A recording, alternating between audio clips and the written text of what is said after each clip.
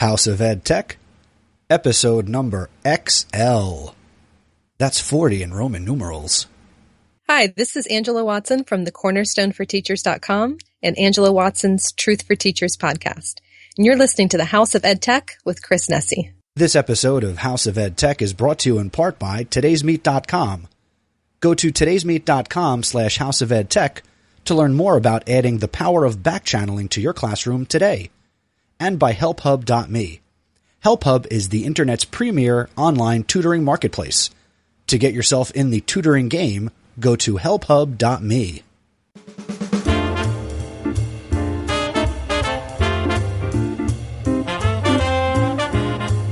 Welcome to the House of EdTech podcast. I am your host, Christopher Nesi, and the House of EdTech explores how technology is changing the way teachers teach and the impact that technology is having in education. My objectives include discussing technology that is changing our classrooms and schools and sharing tools and tips that you can hear about today and use tomorrow. I talk to teachers, leaders, and creators like you and have them share their stories. The purpose? Whether you use it or not, technology is changing the way we teach and how our students learn.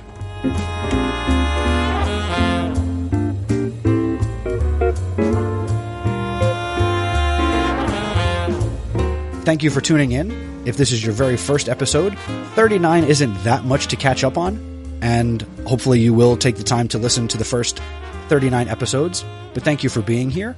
Hopefully you are like me and you are on summer vacation. I know that actually some of you are gearing up to start the school year, as maybe you start at some point in August. Thankfully, being in New Jersey, I don't have to go back to school until September. Normally during the school year, I put out a weekly post called Mr. Nesi's Edtech Roundup, and I don't do that in the summer. So really the only content that is being created here in the summer months are these episodes of the House of Edtech. So I really feel like I haven't done anything in terms of creating since the last episode, which I hope you checked out. It was really cool. That would be episode number 39, where I talked with Casey Cohen about app smashing. And actually there's a little bit of app smashing and some cool chatter coming up in my conversation with this episode's guest, Miss Stephanie Ryon. But before I get to that, just a couple of updates and things I want to share. I've recommended previously on the podcast the app Pocket, which I talked about back in episode number 17 of the podcast, which was titled, Don't Fear EdTech, Put Something New in Your Pocket, where I talked all about Pocket. Recently, Pocket came out with an update, and that was that in the iOS Pocket app, the app now offers text-to-speech, which is really cool. So if you pull up an article or you've saved something to your Pocket in iOS, you can hit the three dots down at the bottom of the screen, your more options, and you can select text-to-speech, and the Pocket app will read you this article that you've put in your Pocket. So that's really cool. If you haven't checked out Pocket, I suggest you do so. There will be a link in the show notes for this episode, again on the website, which is chrisnesi.com, and let me know what you think of the text-to-speech feature.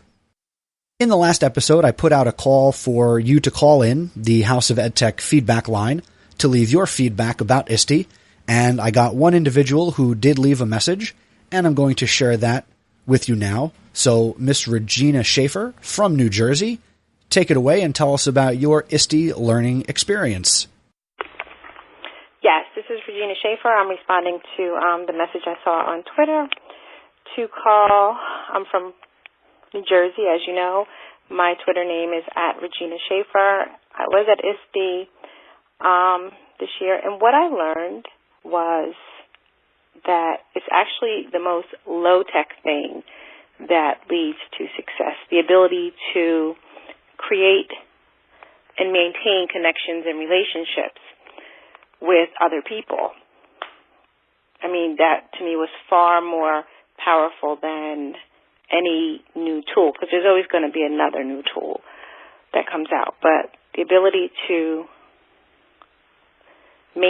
create and maintain relationships with others and connect with them facilitates so much more that helps you grow. It's much more powerful. Thank you so much for calling in, Regina, and sharing your thoughts on ISTE. I couldn't agree with you more, and I think that there is tremendous value in the face-to-face connections that can be made through conferences and attending things and meeting people that are in our professional learning networks. So I'm glad you saw that too, Regina. I really appreciate it. And I'm with you. It's all about the face-to-face. I'm looking forward to Denver, and hopefully I can swing going to Denver next year for ISTE 2016. And if you are still interested in sharing your ISTE learning experience, you can certainly still do that. And all you have to do is call the House of EdTech feedback line. And the phone number, as always, is 732-903-4869. And I look forward to hearing your thoughts and sharing them on a future episode here on the podcast. Also, I want to give a shout out to Wonder Woman from the Ed Justice League, Stacy Lindis. She, since the last episode, has launched her new blog and website. You can find Stacy's content over at iruntech.me. That's iruntech.me. And over on her new website and blog, she's going to be doing things like book reviews, talking about her conference attendance experiences. And she's got a really nice feature that she's going to be doing once a week that she calls Wednesday Words With, where she's put out questions to people she's connected with via social media and other outlets. And every week it's going to be like a little interview and feedback from people that she's connected with where they're answering Stacy's questions. So I really recommend that you check out her content over on iruntech.me, and also be sure to connect with Stacy on Twitter. Her username is, of course, at iruntech. So congratulations on launching your blog and website, Stacy. I'm enjoying reading it, and I think all of you will enjoy it too. And now, here is my conversation with Stephanie Ryon.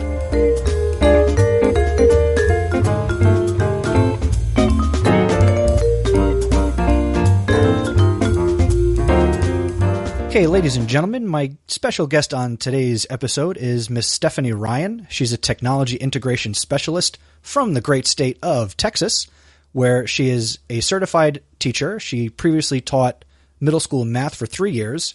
She's certified in math grades 4 through 12, and she just finished her 4th year at Capel High School in Capel, Texas. And she's an awesome teacher who I reached out to on Twitter. She has her graduate degree, and she is focused on teaching and education. Stephanie's experience as a classroom teacher and instructional coach have given her a solid understanding of how to meet the needs of the modern-day learner and the modern-day educator. She loves being in a position where she can directly impact learners as well as collaborate with fellow educators on designing authentic and relevant learning experiences to prepare our learners for their future. Today we're going to be talking to Stephanie about things like iDevices, app smashing, and iTunes University. So without further ado, howdy, Stephanie. Welcome to the House of EdTech. Thank you for having me. I appreciate it. I am very excited to talk to you, and I've kind of been waiting these last couple weeks to finally get you here on the old Skype. Oh, yeah, absolutely. I'm very excited to talk with you today. So let's talk about nerdy, geeky things like iDevices and what you're doing in your district as a tech integration specialist. Talk a little bit about your current position. Yeah, absolutely. So, like you said, I'm in my 4th year as a technology integration specialist. I serve 9th through 12th graders and the educators in 9th through 12th grade. So our biggest high school in Capel.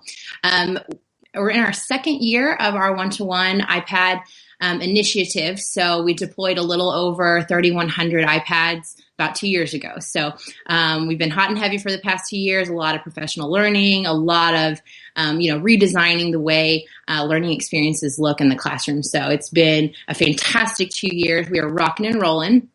Growing every year as well. Next year in the district, we're actually going to be going one-to-one iPads 4th through 12th grade. So kind of branching outside of that high school, middle school. It's going to be really, really, really good for the next year. So like I said, we are on all iPads. So a lot of things we do are iPad specific, which is, it's great. There are definitely other outlets that we use to try to make it more device agnostic so that, when we extend our learning outside the 4 walls of our classroom, we can still connect with other people that might have other devices as well. So, our emphasis really from technology integration standpoint has been on using this iPad as a learning support tool in their toolbox, but, not to drive the learning necessarily.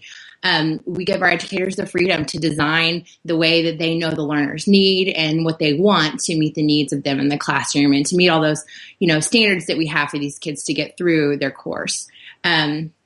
one of the things that we've been really pushing our educators to do through modeling, to their kids is app smashing, which is one of my most favorite things to talk about and to work with educators on.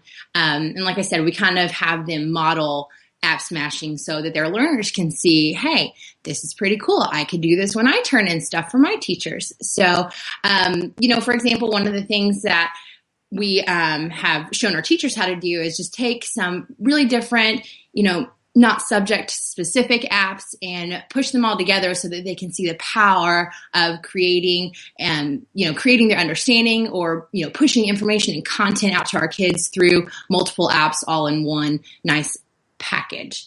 So for example, ThingLink is one of the ones that I've actually heard a lot about it on your podcast before, which is great to know that, this is being used not just across the country, but it's also being used across the world. Very universal app. So ThingLink, we have a math teacher that took ThingLink, threw in the background image as a graph of a polynomial, and the hotspots they added to the graph were little audio clips using HoET, another app that gives you those 30-second audio recordings explaining each part of the graph. So she pushed this out to her students after she app smashed it all together using, like I said, ThingLink.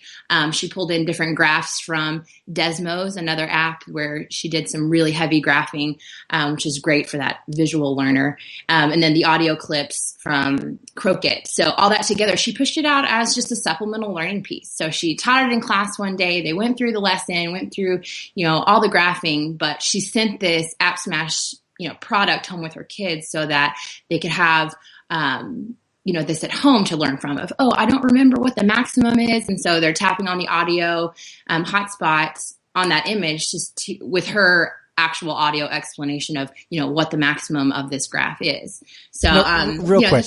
I'm sorry. I don't like to cut off the guests. No, you're good. In what you do in your district in this position, do you primarily work with math teachers or are you tech integration for all subject areas?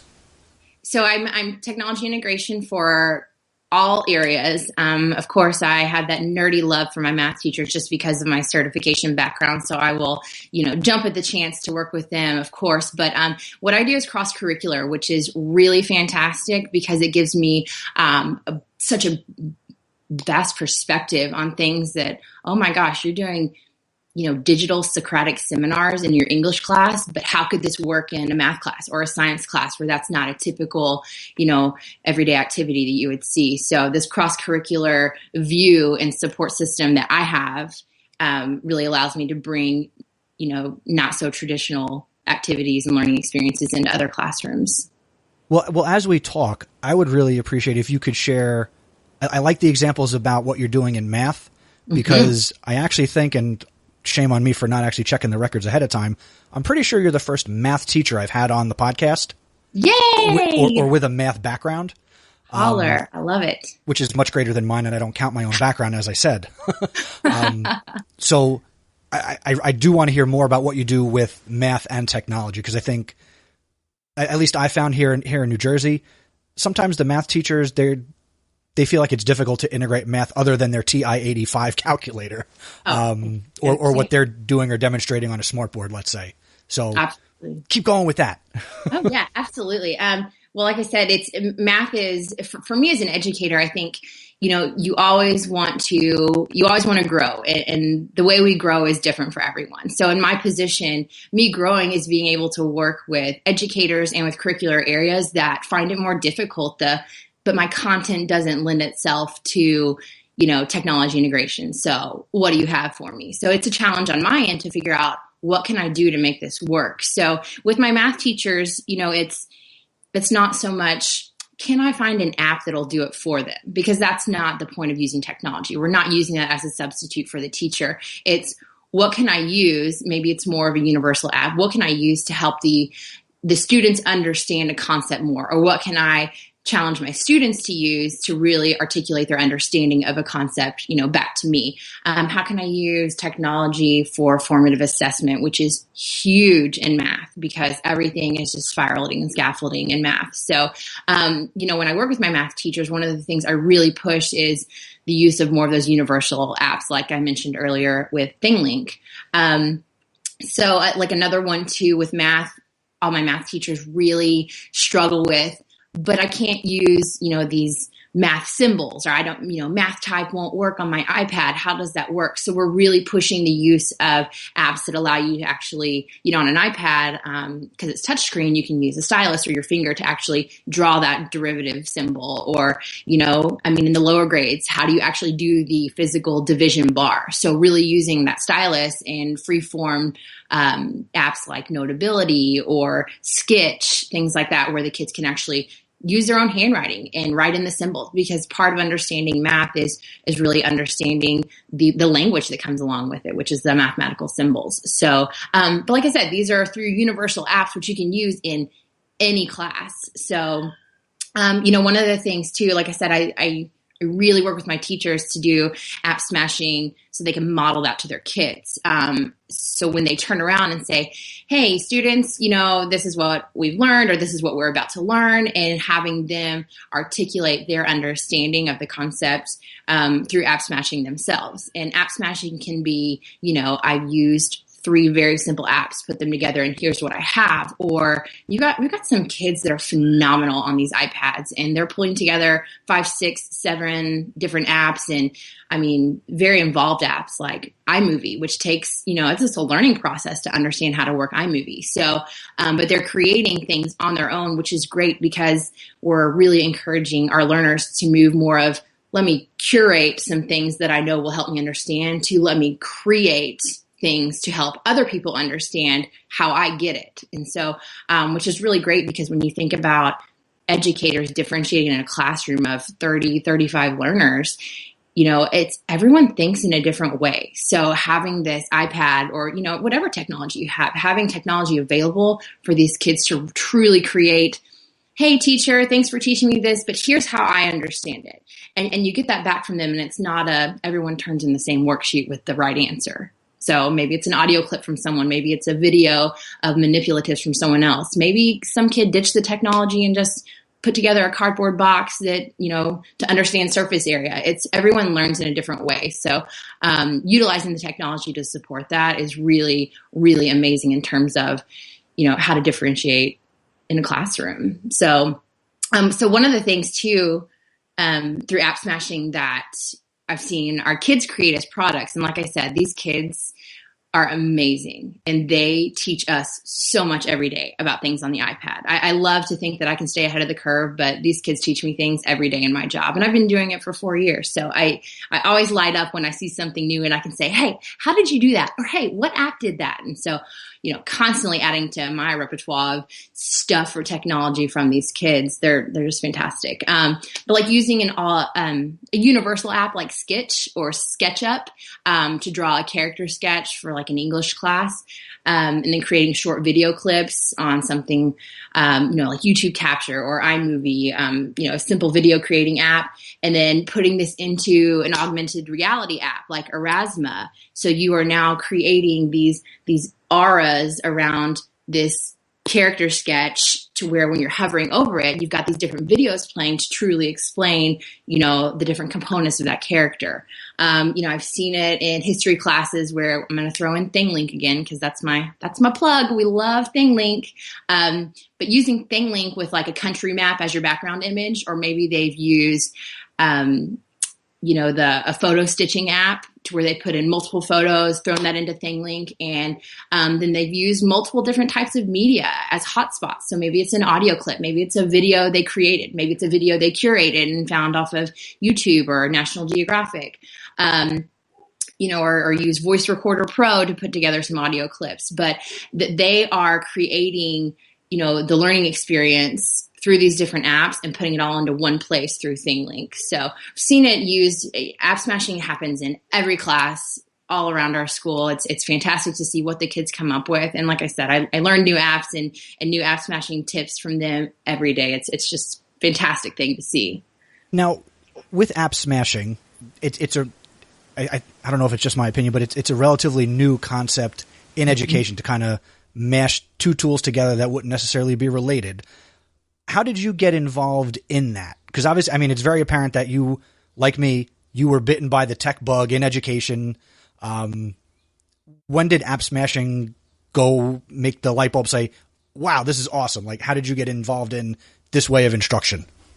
I think I always have to credit the team I work with. There's 12 of us. We are a fantastic team, but we all bounce ideas off of each other and professionally, grow from learning from each other's experiences at different campuses within our district.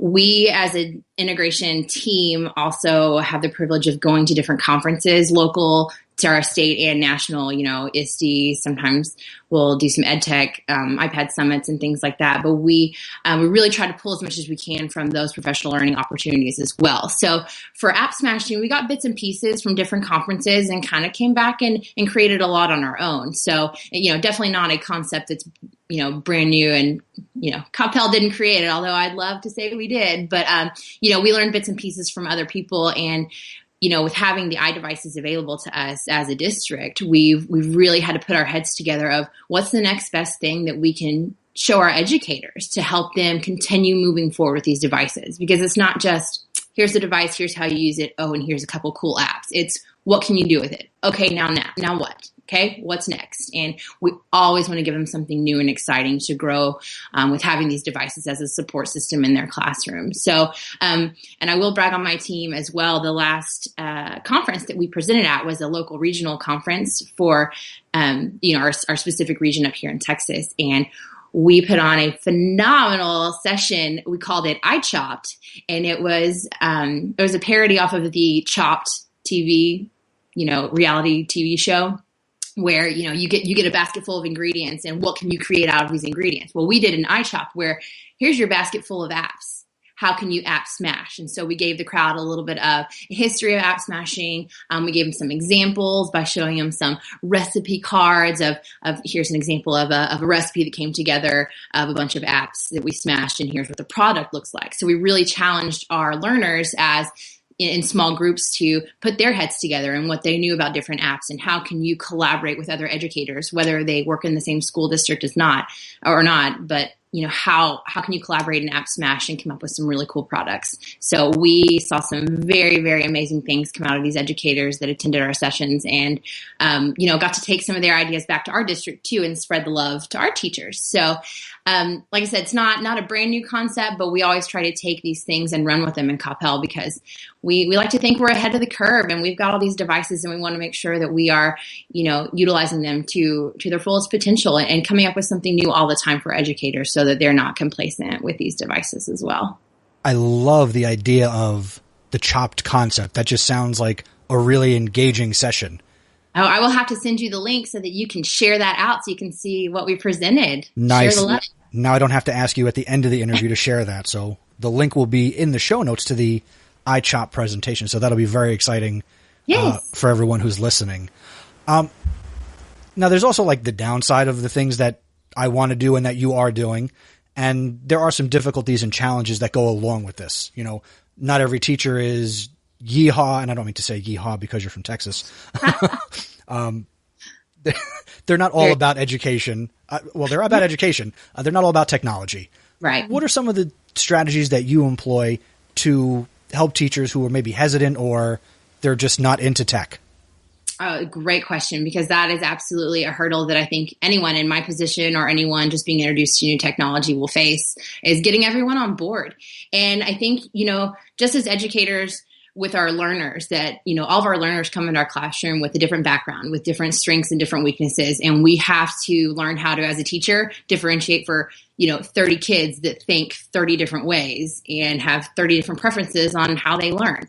So our educators are the same way, is that some of them come from totally different backgrounds, and you have to build on each educator as an individual. So it's really important that you meet them where they're at. So building those relationships are huge. So you've got to know your educators, who they are, what they're willing to do, but really understanding their technology proficiency is big too. And you figure that out just in conversation and just watching them use the device, and you can kind of see where they're at. But even my lower technology users that are they'll willingly admit that they're low in the technology, integration in their classroom.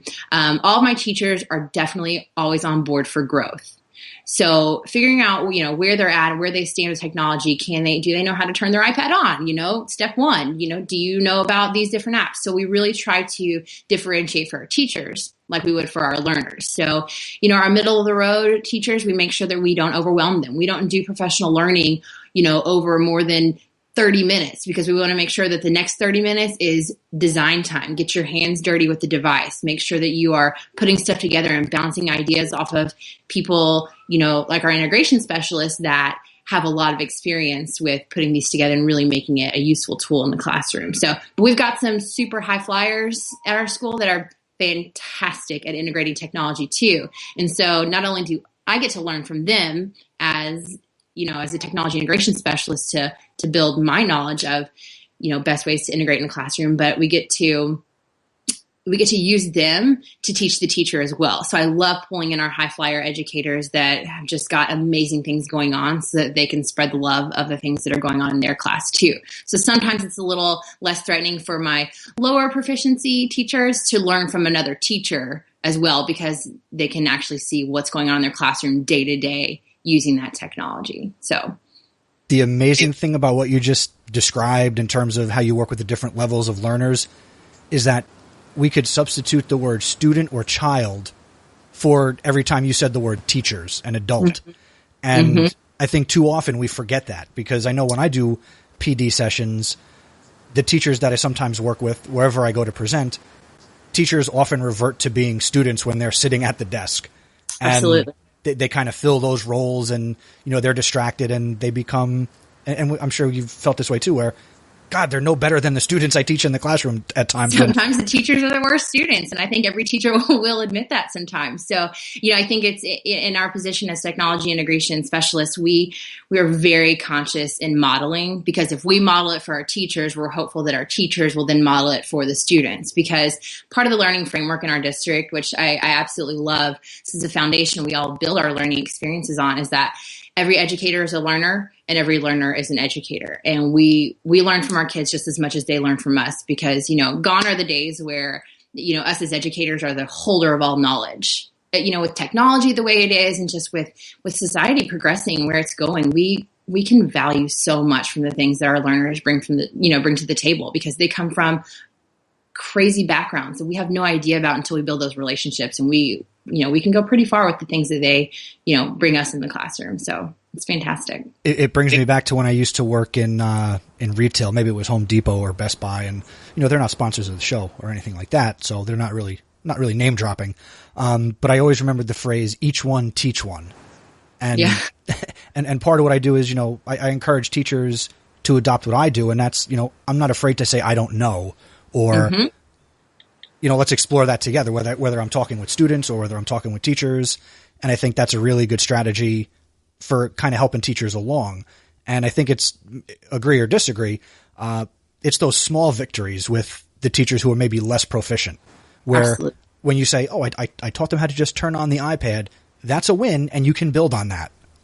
Yeah, absolutely. One of the things that I love doing with my teachers that are a little more reluctant to use technology or to move forward, because it's so hard to just say, oh, let me change the way I've done everything for the last 20 years. It's let's take little pieces out of the things they're going to be doing in their classroom. Every teacher does some sort of formative assessment in some way, shape, or form. And so just taking something small as the warm-up, the formative assessment, or the middle of the class formative assessment, or the end of the day exit ticket, and really turning that into how can we, at least substitute technology, if not use technology, and take it one step further. So I'm not just getting a temperature gauge of, do my kids get the concept at this point in class? I'm using technology, gathering that data, and it's informing my next steps. So do I change things on the fly? Do I, rework what I have going on tomorrow? Do I push my assessment another 2 days to change things? So that formative assessment piece, because of technology, the technology we have now has been a really good,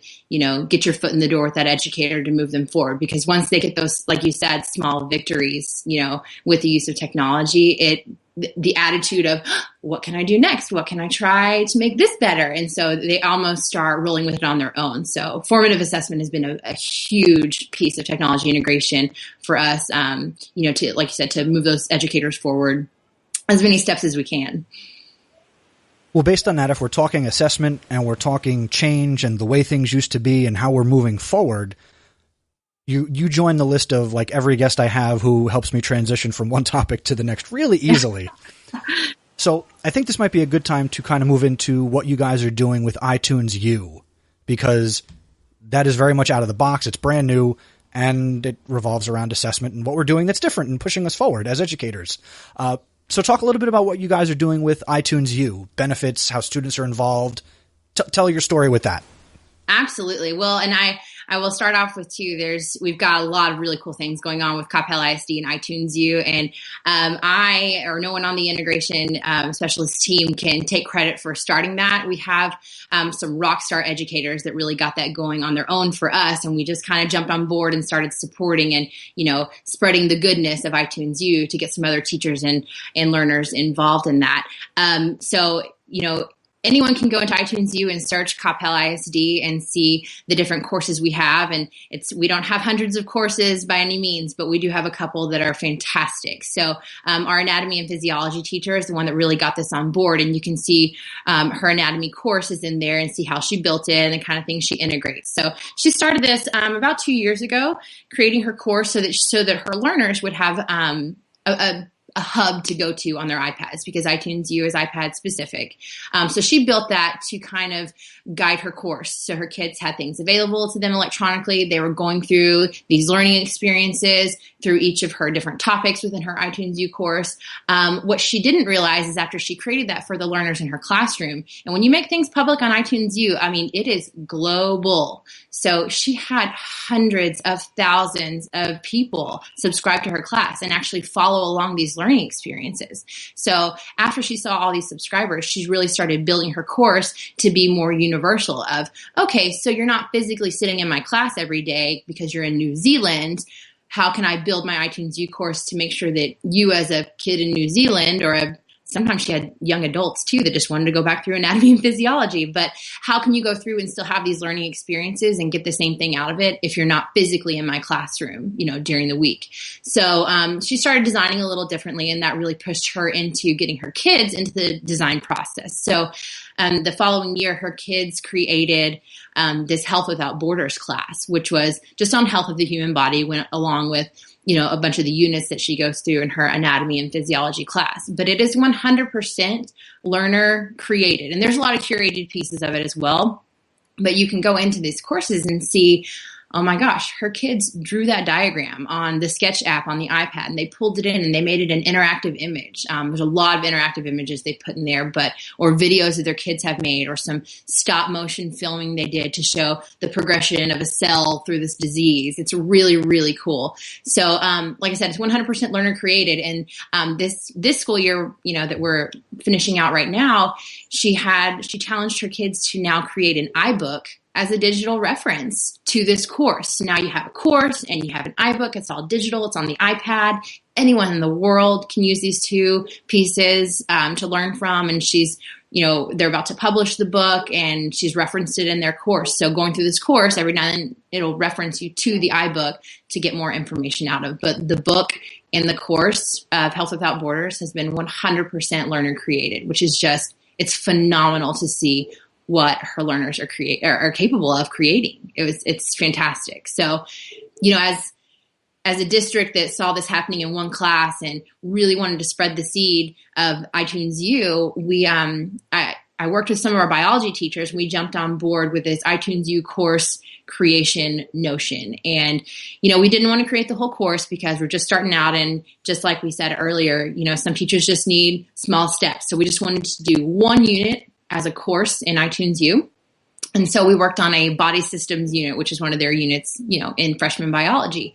And so we got all these kids to do some, creation and curation of resources. They put them all together, submitted them to the teacher. We had the teacher and some other learners that served as editors in the class go through the material and really pick out, yes, this is good. We need to make this better. We need more, or we need less. And so it was a really cool process to see, because it wasn't just about the biology at that point. It was about publishing and how do you make this marketable? And is it truly educational? Is this something that people can learn from all across the world? Or is it too specific to our, kids in this class. So, really, really challenging those learners to think outside the box when they're creating this stuff. So, and then they're using it to teach each other, which is great. So, hey, I did the skeletal system and you did the muscular system, but let's switch materials so we can, have that critical conversation of things we need to change and alter to make it better, to be a publishable course. So, but we have spent months putting that together and months editing and re-editing and adding new things. And we're just about ready to hit publish on that. So very, very excited and very proud of the work our learners have done. And it's, truly been a growth process for these students to grow, and just not what they learned about biology and the body systems, but what it takes to put something into a publishable course, which is, that's a real world application right there. It's jobs you're going to find in the real world require you to do that. But it also, it challenged our teachers too, because they had to go through and, our science teachers were editing grammar and they were learning about digital literacy components of plagiarism. And you can't just cite your sources sometimes. You have to actually call those people and email them and talk to them about, hey, can I use your stuff in a public course? I really like what you have going on. And so it caused them to, break down a couple barriers that they had before of teaching differently, because this really, really extends outside the four walls of their classroom. So now when you're doing this, and you said this is now like you're finishing up what amounts to be like a 2-year process where, the students have been heavily involved in designing a course inside of a course they're already taking. And when you described your position, you said not only do you teach teachers, but you're also kind of in the classroom. So you're with these kids as they're doing these amazing things. What kind of feedback have you gotten from these actual students that are immersed in this learning experience and this creation and publishing? What do the kids think? I always get a mix of attitudes coming in. I have seen, and I get to see these kids all 4 years. And so I know some of them from middle school, and I've seen them all the way up through this anatomy class as seniors. And, so this freshman group, I'm familiar with them, from high school and middle school as well. So I'm seeing a different sense of engagement of these kids of, wait a minute, you mean I'm not just turning something in to get a grade? Wait, someone else outside of this school is going to be reading this? Wait a minute. I got to change this. And so like the engagement factor of actually just doing the work is ridiculous. I've never seen kids so excited about doing work before. So they, there's a passion behind what they're doing, because the idea of getting their stuff, the stuff they created from scratch, published with their name on it in a global course is just not something they ever imagined they would be able to do in high school. When you think about publishing your work and having your name out there, you typically think, oh, my doctoral, work is going to be published and my name will be searchable in Google. Well, these kids are now going to be searchable by their names before they graduate high school. And that's something that is just, it's a different kind of motivator than what they've had before in the classroom. We do have some kids too that weren't really into let me create the stuff from scratch and I already know about the body systems. Why do I need to do more work? And so we moved those kids into more of an editing role and really pulled them in to get the feedback on everyone else's work. So they're looking at it from more of a marketing standpoint. So you're pulling those, business marketing elements into a science class. It's really, really cool to see how those all work together. Our anatomy teacher that I mentioned, she gave her kids all jobs. So some of them are artists, some of them are editors, some of them are, the media digital video specialists. It's fantastic to see how they all jumped in and wanted to do their own thing based on their interests as kids. I think it's interesting because I don't think ever before have I heard a story or someone's experience where you were able to go cross-curricular in terms of science and like DECA or FBLA. and you're bringing in these, marketing and business entrepreneurial ideas. And one of the things that popped into my head about when you said that these kids will be searchable on Google and they're creating this really good content is, this is going to be far more powerful and long lasting than, the senior class who leaves and, they donate a bench or a tree to the school. Absolutely. That digital footprint is big. So your kids are making a big one. They are. And it's, it's definitely more of a motivator for them to do what they're doing. But being able to stretch this into something just outside of I have to create this to get my grade in science so that I can then move on to the next unit and eventually pass the end of course exam. It's more than that to these kids. They see the greater good and the audience that they're affecting. And I think that's a really powerful piece of this. Are you also seeing positive iTunes activity in other areas besides the sciences? Absolutely. And it's a slow spread, I'll tell you that, because it does. I mean, just like anything we do in education, it's a lot of work, but it's for a fantastic outcome. So it's definitely a slower start, but we are getting a couple people on board. We have one of our English 1 classes right now creating they've all created their own books, and they are teaching younger kids how to read and comprehend the reading through these different books they've created. And so we're working on putting all of that into an iTunes U course as well. So we're hoping to bring a couple more subjects in for it next year, when the school year starts up again. So, but like I said, it's definitely a slow start, but we got to get our educators on board before we can even get the students on board. So that's part of the process as well. So, and I've seen the growth I've seen in my educators of just understanding this digital literacy piece is phenomenal. Like understanding the citing of sources and what is okay to use online and what's not. They're learning that as educators and turning around and modeling that to their kids. And I was in the English classroom that's slowly working on this reading comprehension stuff for iTunes U, and we were putting some stuff together and getting some images to put onto a presentation while these kids were working on their content creation. And one of them said, "Hey, teacher, make sure you've cited that image because you don't know where it came from and they might arrest you."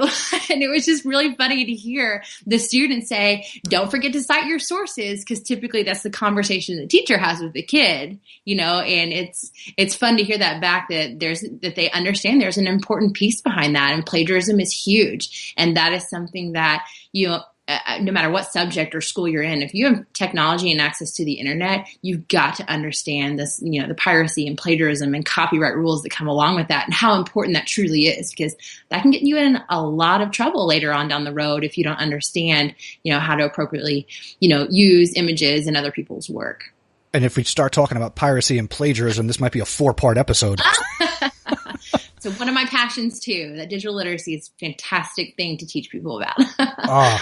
And when you start talking about copyright, my wife gets on me all the time. She's a high school librarian, so she's always, she's asking me those questions. Where are you getting this? What are you doing? How am I promoting it? So I get it at home, and I'm also making sure I transfer those same ideals to the teachers I work with. So I do have good home support on that. Nice. Well, that's something, this whole process that we did, we were very conscious in making sure our librarians were a part of this. So not only did they meet with the teachers ahead of time to explain, the different databases we have to do some, more scholarly searching in, outside of just, Googling everything.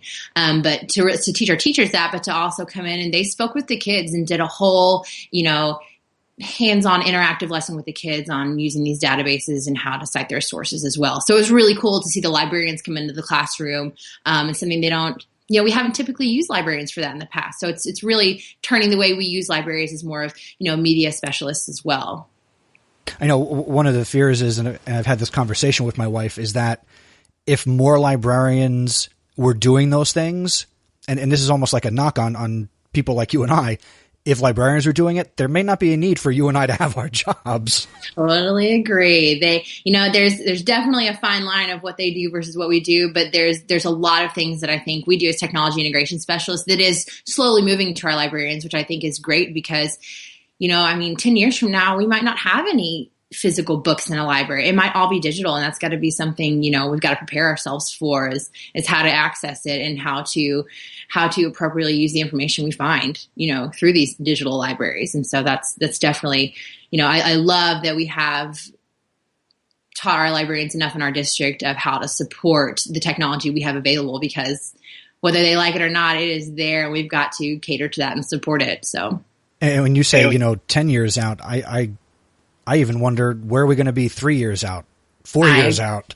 10 years was my buffer, just to be safe. 3 realistic. So Stephanie, before I let you go, and I realize I've been talking to you for 48 minutes more than you probably wanted to be on a Skype phone call with me. Fantastic. No, this has been a lot of fun.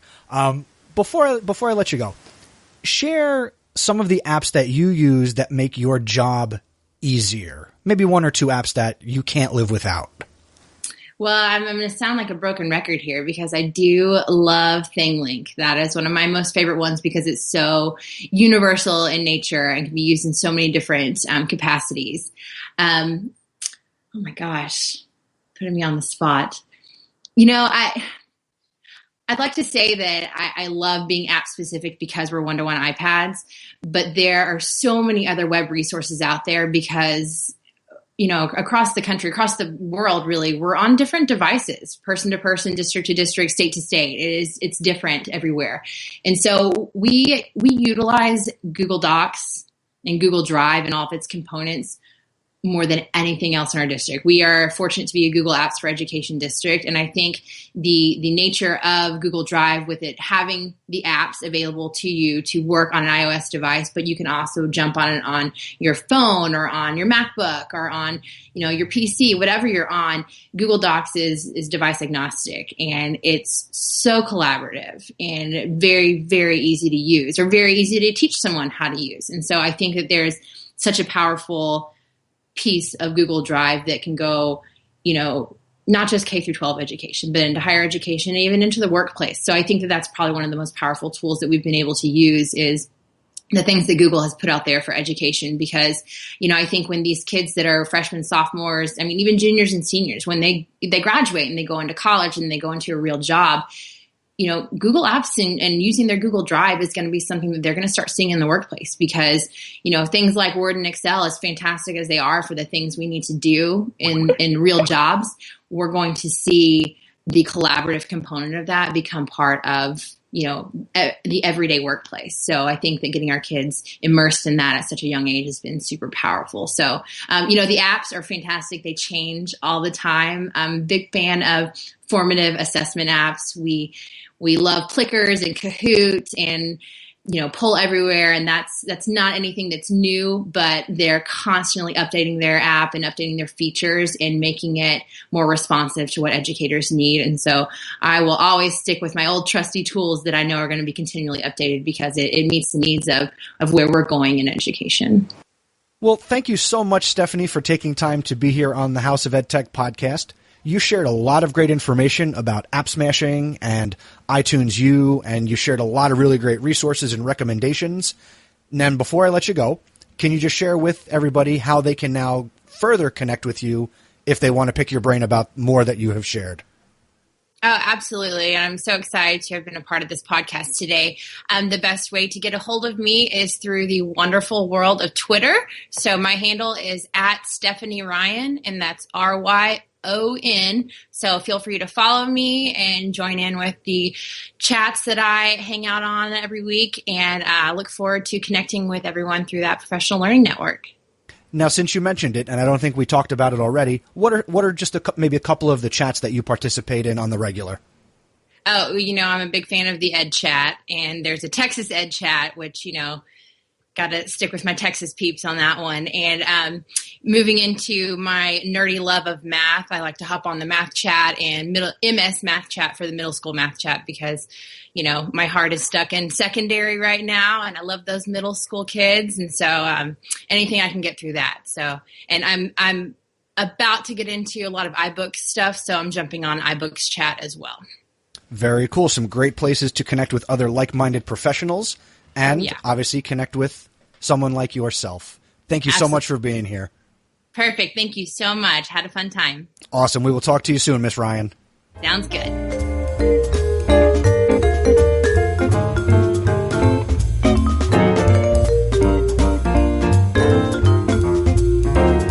And now for my EdTech thought. I'm calling this EdTech thought, Getting Real on Social Media. Now, we are all guilty of this. You're guilty of it. I'm guilty of it. We're not honest when we use a tool like Twitter. And Twitter is the tool that I'm going to be focusing on in the next couple of minutes. What I mean when I say we're not honest on social media, and again, a tool like Twitter, is many of the conversations and chats that we have as teachers, as educators, we're not telling the truth. Because if we were telling the truth, conversations would be a lot more interesting on Twitter. I don't know about you, but I think that so many of the chats are just so full of fluff and so disingenuine almost. I don't want to say disrespectful, but it's just a lot of horn tooting and pie in the sky stuff. Now, I will take a step back and I will say there are chats where people do have meaningful conversations and great ideas are shared, but I do think that there is a majority of the people that are socially connected educators that are we really practicing and doing what we say we're doing?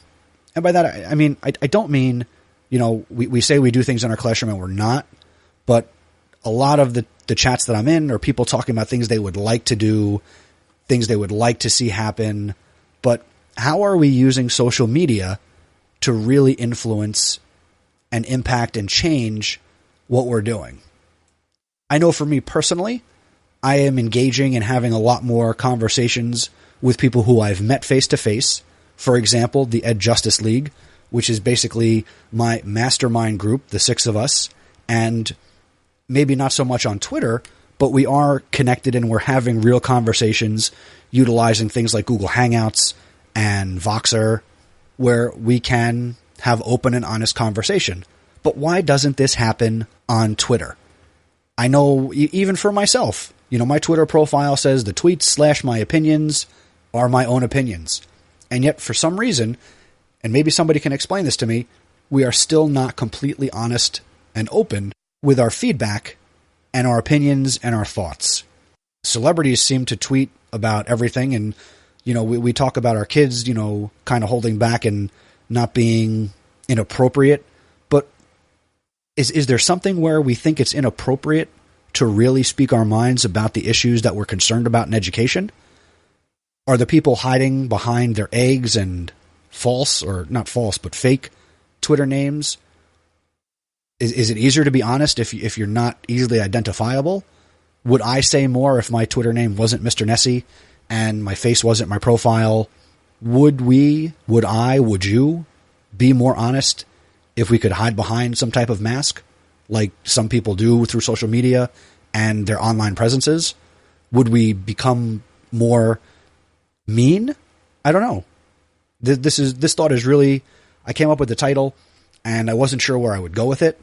So when I go back and listen to this, I'm going to leave this as is, because I wanted this thought to be really, really genuine and honest and off the top of my head. So that's what I'm curious about. Why are we not real on social media? Do you agree with me? Do you disagree with me? I would love to know your thoughts. Send them to me on Twitter. If you don't want to put your thoughts out on Twitter, you can email me, feedback@chrisnessie.com, or by all means, please connect with me on Voxer. The username is Mr. Nessie, and I would love to know your thoughts about getting real on social media. And that's my EdTech thought.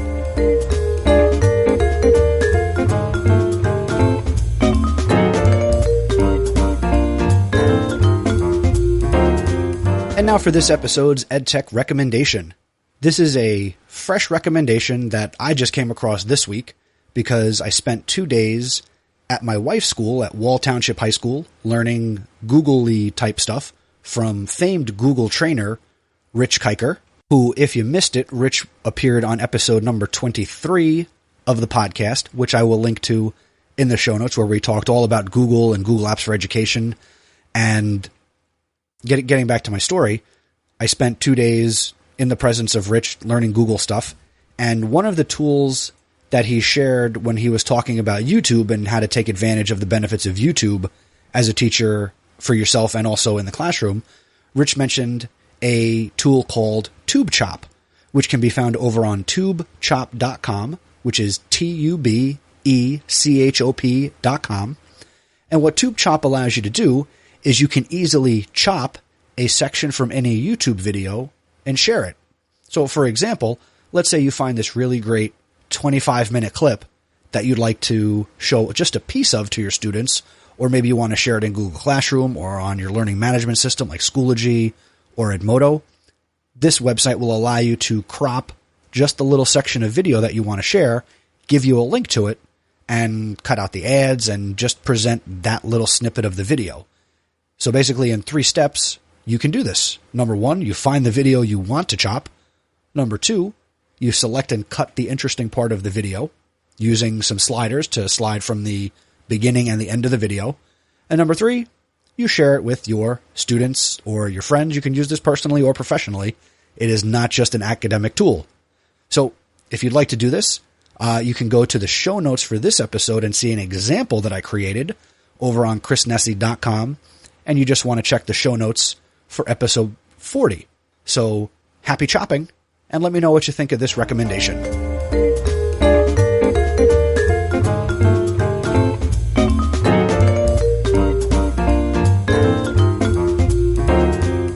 And now for this episode's House of EdTech VIP, congratulations to Jill Dobrowanski.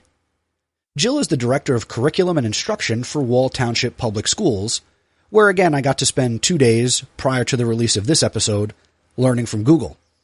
My wife is the Library Media Specialist at Wall High School, and basically I sort of invited myself, with Jill's permission, to come to their Google Boot Camp. So thank you to you directly, Jill, for allowing me to come to the Google training in Wall. To say some more nice things about Jill, she's a former middle school principal from New Jersey.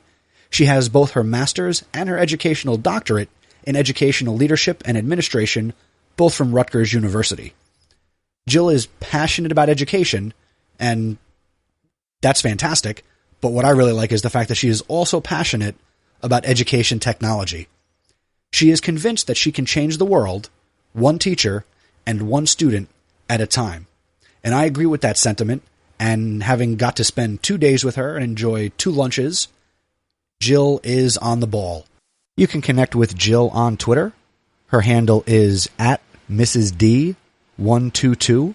That's MRSD, the number 1, the number 2, and the number 2. You can also connect with Jill on Google+, and I will link to her profile in the show notes for this episode. So congratulations to you, Jill. You are a House of EdTech VIP.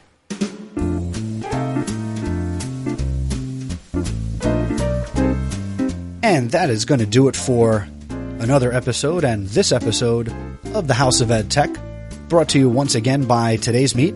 Check out todaysmeet.com/House of EdTech to learn more about back channeling, and also again from helphub.me, where you can become an online tutor, make a little cash, and help anybody all over the world through the internet's premier online tutoring marketplace. Keep this conversation going and visit my website, chrisnessy.com. That's NESI. And over on the website, you can review the show notes for this episode, number 40. And I would love your thoughts on the information and resources shared in this episode. You can leave a comment on the show notes, which I love to read, or you can email the show, feedback@chrisnessy.com, or you can also submit some awesome audio feedback. You can call the House of EdTech feedback line at 732-903-4869, or you can connect with me on Voxer. My username is Mr. Nessie. And the username Mr. Nessie is also where you can find me on Twitter, and just use the hashtag House of EdTech so I can definitely see the tweets about what you're saying about the show and things you like or don't like, or suggestions or recommendations that you have. Now, if you enjoyed the House of EdTech, please consider rating and reviewing this podcast in iTunes. Your 5-star rating and your positive review help keep the House of EdTech front and center for others to discover and enjoy. You can also show your support for the podcast through patreon.com. You can check out my Patreon page at patreon.com/houseofedtech. There's a link in the show notes, and Patreon is patreon.com. Thank you to Jeff Herb from InstructionalTechTalk.com and the Instructional Tech Talk podcast, which is also affiliated with the Education Podcast Network. Thank you, Jeff, for your support. I really appreciate it. On the next episode of House of EdTech, I'm going to be speaking with Jennifer Williams from Florida, and I will be releasing episode number 41 on August 2nd, 2015. Once again, thank you for listening, and remember, using technology isn't difficult. Just give it a try.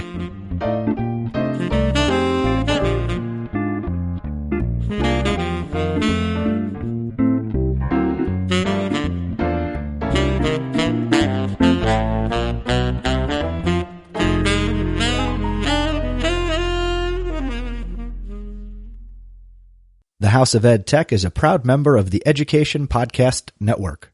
The Education Podcast Network, Podcasts for educators, podcasts by educators. For more, go to edupodcastnetwork.com.